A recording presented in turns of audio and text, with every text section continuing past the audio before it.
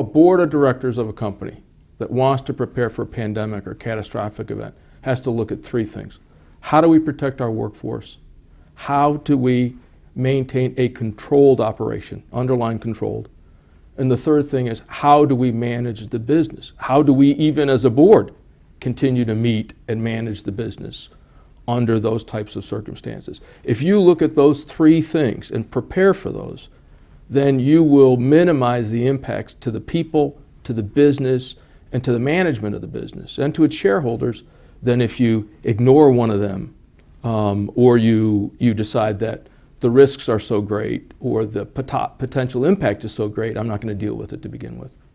You have to start with what's the business, how does it manufacture its products, but then you need to look at the contracts and the alternatives to say, if we have a problem with one particular supplier, how will we cover? How will we continue to be able to get the ingredients we need to keep our business operating?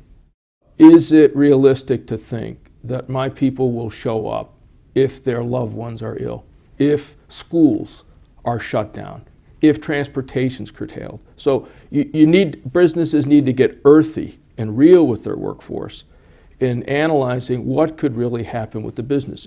And that would drive you to different alternatives or outcomes. We need to provide for people to telecommute.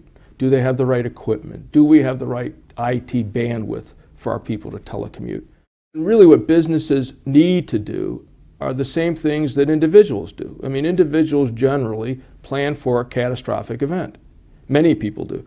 They think of a will, they think of a power of attorney, they think of medical directives to prepare for contingencies. The question is, does a business have that similar thought process? Do they have even tentative plans as to if something should happen in my city or nationwide or internationally, how will it affect my supply chain? How will it affect my business? How will it affect my people?